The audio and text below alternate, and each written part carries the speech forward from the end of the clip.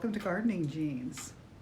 Earlier today I went out and filmed the hydrangea that are blooming in the garden. Right now it's raining, so I'm back in the house. But I wanted you to see what's blooming now.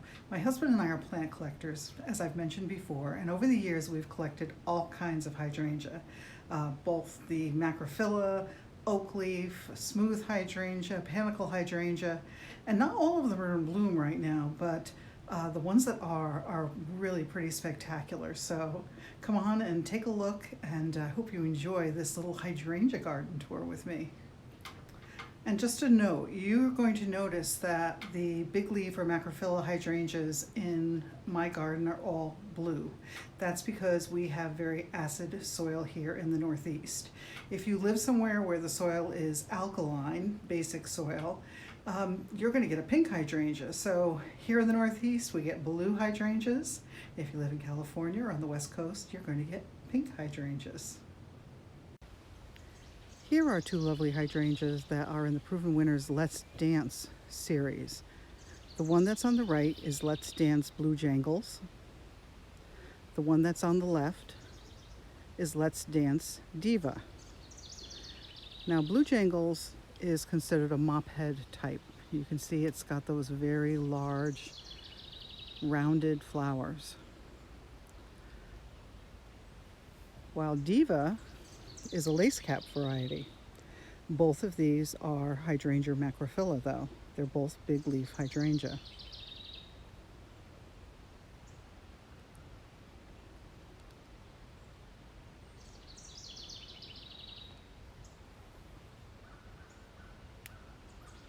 I'm very happy with both of these. I will say that the Blue Jangles is a smaller type of hydrangea. It does not get as big as the Endless Summer or say a Nico Blue. It's not super small though. I want to say it's a good 3 feet high by 5 feet wide. And I think that the juxtaposition of the lace cap next to the mop head is really rather pretty. This is a hydrangea that I really like. This is in the Endless Summer series, and this one is called Bloomstruck. Now, it is a much more upright hydrangea than original Endless Summer or say the Blushing Bride. And I did show you those two in a previous video, but I will go back and revisit them. Endless Summer hydrangeas are remontant, which means that they are reblooming. They bloom on old and new wood. So if you happen to have a really bad winter and a lot of dieback happens, a lot of the old wood dies, you're still going to get flowers because you're going to get flowers a little later in the season on the new wood. This particular one, this Bloomstruck, I think has been notable in the fact that I've had next to no dieback on this hydrangea for all the years that I've had it. Even during the winter where we had a polar vortex come down, this hydrangea showed very little winter kill. I have never had a year without flowers.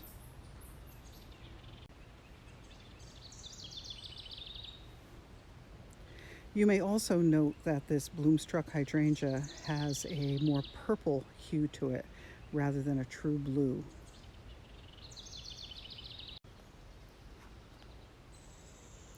I've shown you this hydrangea before in the video I did of a shade garden. But for comparison purposes, this hydrangea is a Nico Blue, and it only blooms on old wood. So if you have a bad winter and you get a lot of dieback, it's likely you will get little or no flowering on this hydrangea. As you can see, this year it is as full as can be. We had a very mild winter and we had literally no dieback. Now the same thing can be said for pruning, and you have to be very careful. My advice when it comes to pruning any of the macrophylla hydrangeas is to never prune them in the fall, to only prune them in the spring. Wait until you see which branches are alive, which ones are showing green buds. And at that point, only take out the dead wood. That will greatly improve your chances of having flowers that year. And then we move on to an endless summer hydrangea. This one is called Blushing Bride, and I've had wonderful luck with this one. It's called Blushing Bride because it does blush, in this case because we have acid soil, with blue. And if you had basic soil or alkaline soil, it would blush pink. But this has been a very, very reliable hydrangea for me. And this is regular endless summer, and you can see it is covered in blooms this year. I don't think we had a single bit of dieback on any of these hydrangea. And that color is just spectacular.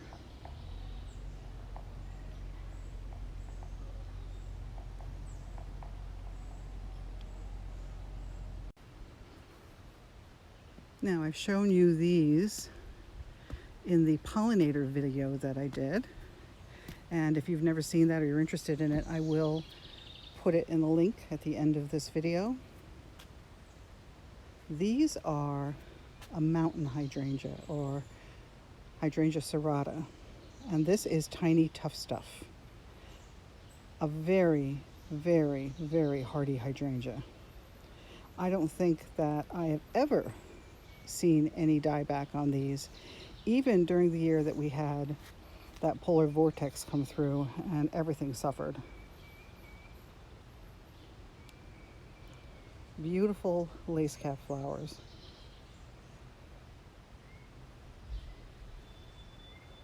Now I'll compare this in a little bit.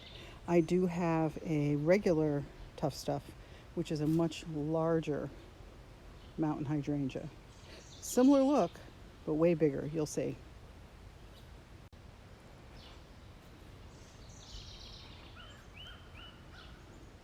This hydrangea hedge has some very, very old hydrangeas in it. Old for here in that these are some of the first plants that we planted here. They're probably 30, 31 years old. And you can see that the flower heads have gotten so heavy that it's actually pulled the plant down. I may come out here and stake them up, just because we've been getting some thunderstorms with some very heavy rain, and I certainly don't want to have any branches broken. Now this is an interesting one. The flowers are kind of a pale purple color, and as I recall, we got these balled and burlapped, and all it said was mophead hydrangea on it. And I've been trying to find out exactly what the variety is, and I'm not quite sure, so I don't want to state something that might not be true. However, these are ones that tend to bloom on old wood. So we have had years where we haven't seen much on them.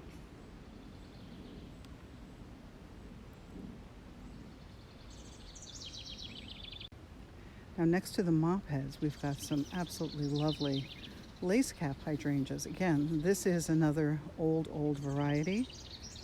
I believe this is Lady in Red. I think you can hear all the bees. Here, we'll be quiet for a minute. You might be able to hear them.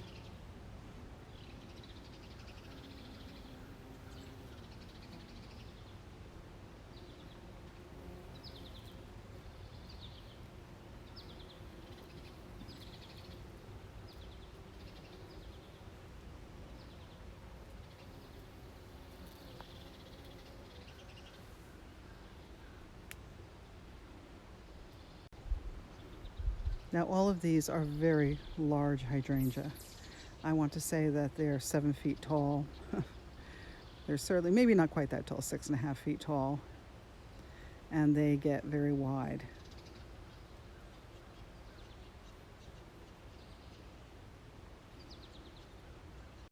Now as we move along in the crescent bed, we come to a very large incrediball. Now there's a lot of other things that are blooming in here, and I think I'll do a separate video showing you the other things that are blooming in these garden beds. But today it's all about the hydrangea. Now the incrediball is a smooth hydrangea. It blooms on new growth. Oop, and I see that we have a little invader that came up through the middle of it, so I'll have to take care of that. A little weedy thing. But this one, I absolutely love it. The size of the flowers really are incredible. This is one incredible shrub. It's been in here, I'm not quite sure how many years, but it's been in here for quite a few years.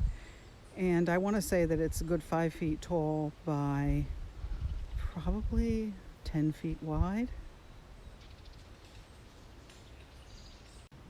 Let me give you an idea of the size of these flowers. That is amazing. Now, probably the only problem that I've seen on smooth hydrangea are the leaf rollers that come in early in the season. And if you don't know what that is, I did a little video about them earlier on, and I'll put a link to that at the end of this one.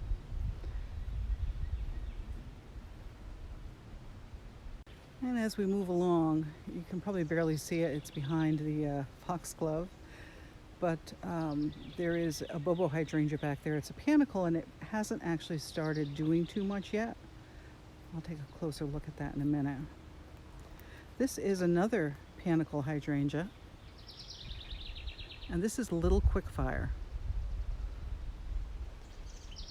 It has very open, lacy flowers, and this one is just starting to bloom. The flower heads are there, but they're really just starting to open and get their color. They look very green right now, but they're going to be pure white. And then by the end of the season, they go to red. But this is one, the paniculata type hydrangea, that blooms on new growth. So pruning it is actually beneficial. You can actually create more stems if you prune, and I'll get a close-up look at that in a few minutes. Now here's another big beauty. This is Invincible Spirit 2. This is a smooth hydrangea.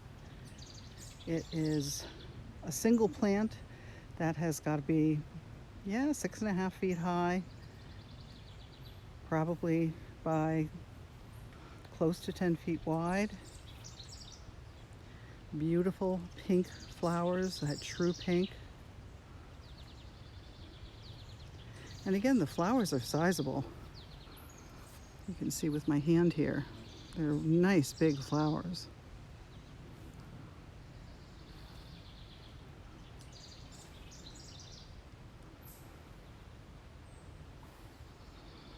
Once again, one that blooms on new wood. So I do go in and I prune these early in the springtime, or let's say before everything starts really coming out, and I take them back by about half. And so everywhere that I've made a cut, 2 more branches come up, and that helps to increase the flowering. These, because they bloom on new growth, really aren't susceptible to the vagaries of the winter. So it's a nice plant to have in that regard. You're pretty much guaranteed to have flowers. Now you may have noticed that there are stands of foxglove still here. Some of these are easily 7 feet tall. At this point, they were done blooming. I have removed all of the smallest of them, or the ones that I didn't find particularly interesting, and I have left the largest, the most robust ones, so they can go to seed. And I will be collecting seed later, and I'll do a video on that.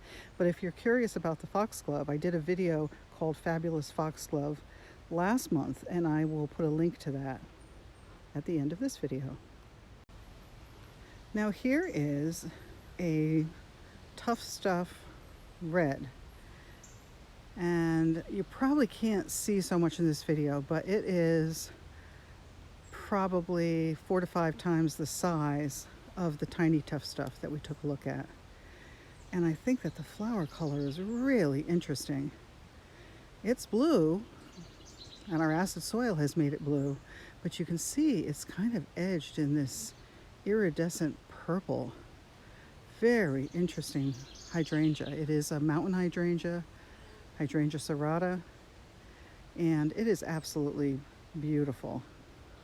Very hardy, very reliable. Now next to it is a lace cap hydrangea called Twist and Shout. Now Twist and Shout, I have to admit, is not one of my favorites. The flowers are beautiful. It is remontant. It blooms on old and new wood. However, I find it to be really floppy. Half the branches are always laying on the ground, and that, I have to admit, sort of annoys me. Now next to the larger tough stuff, I have a young one getting started here. This one's only maybe 4 years old. And you can see it hasn't gotten that big yet, but it is going to fill out beautifully. Now I probably shouldn't have planted this other one as close to it. And let me clarify, this one is another Tough Stuff Red. And you can see that it has that flower that sort of is blue, but it has that reddish purple tinge to it, which I think is absolutely lovely.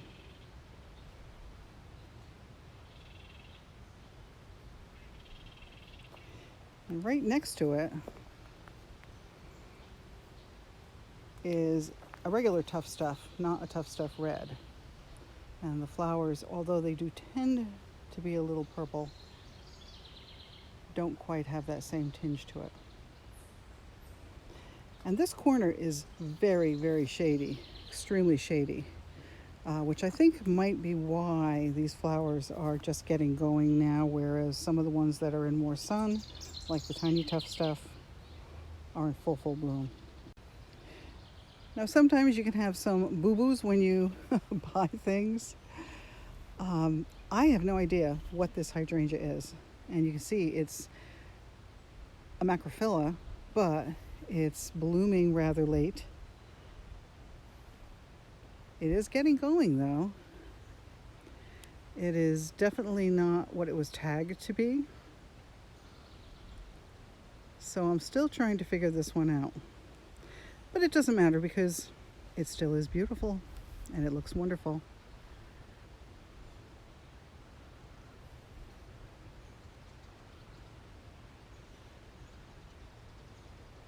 Now behind the Invincible Spirit 2 on the next level up, there is a macrophylla. And this is another one from the Let's Dance series. This is Let's Dance Moonlight. Beautiful, beautiful big blue mophead flowers.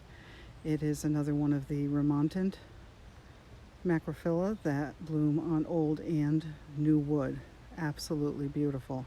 Very happy with this one. This one's been very reliable. And then next to it is another small little quickfire that's just getting going. I really do like the flowers on quickfire, and I'll be showing you this as the season goes on. They start with this beautiful pure white, but they change to a deep red as the season goes on.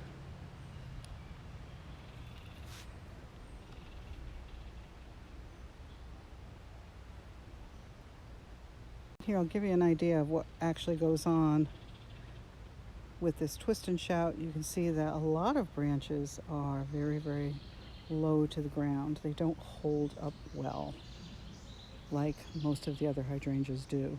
And that's my only real complaint with it.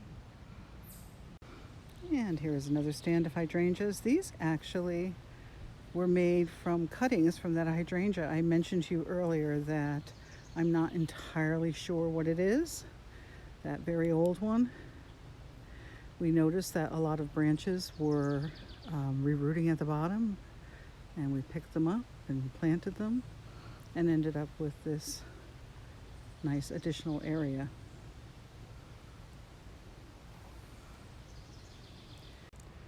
Now here is a very lovely large lady in red. Nice lace cap flowers. And you can see the beautiful red stems on it.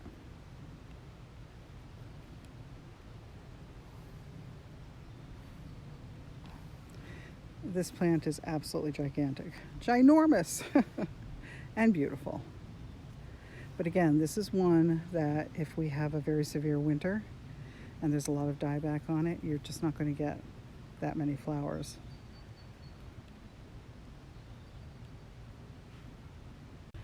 So not that you can see these very, very clearly at this point, but I'm just going to show you to point something out. This is regular quickfire. I showed you the little quickfire. You can see that the flowers are pretty much all at the top on these. I cut them way back last year, but this year I let them go. This has got to be 10 to 12 feet tall. Huge. And it has that same very loose white flower that will turn red in the fall. I think next year I will make an effort to cut it back again, but it shows tremendous growth all of the time. And this is again a paniculata type of hydrangea that blooms on new wood. Now here is something really special, and I'm not talking about the cat that's rolling around in the nepeta. That's Gizmo. This is a PG hydrangea, Paniculata grandiflora. And it has not really started to bud out yet. The thing to know about this hydrangea though is it's a tree, hydrangea tree. It's been here for 30 years. It's again one of the original plantings. And it is easily 15 feet tall by maybe 18 to 20 feet wide, and it blooms spectacularly, although we won't see the blooms on this one until late July. And I'll show you when that comes into bloom, but it really is a wonderful, wonderful tree.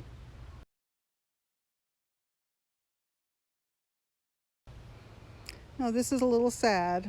I had mentioned to you that we do have Oakleaf hydrangeas, Hydrangea quercifolia, and this one is ruby slippers, but you might notice something a little bit odd about it.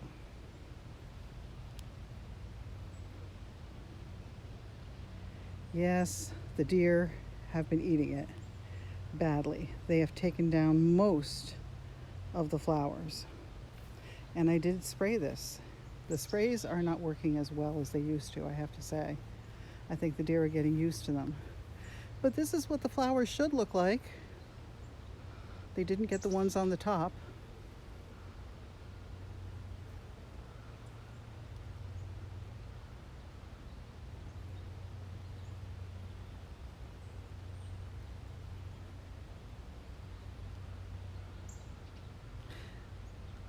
This is an Oakleaf hydrangea where the flowers turn very, very red come fall, hence the name ruby slippers.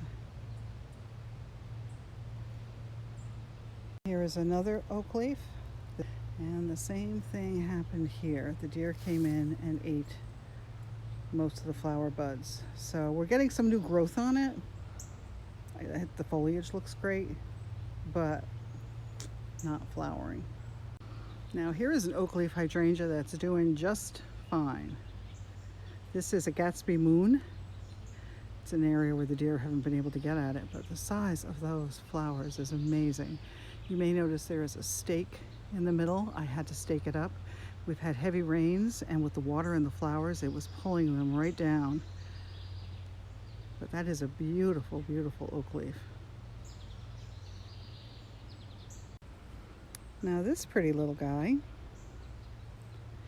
this is a smooth hydrangea in the Invincible Spirit line, just starting to bloom. This is one called Invincible Ruby. Something interesting about this one, we actually moved this hydrangea, and when we moved it, it broke into 3 pieces. This is one of those pieces. And here is the other one. So they're doing okay. This is going to be year 3. They were broken into 3 small pieces, and they struggled the first year. We ended up having a drought right after we transplanted them, but they're doing all right. And here is hydrangea number 3 from the plant that split into 3.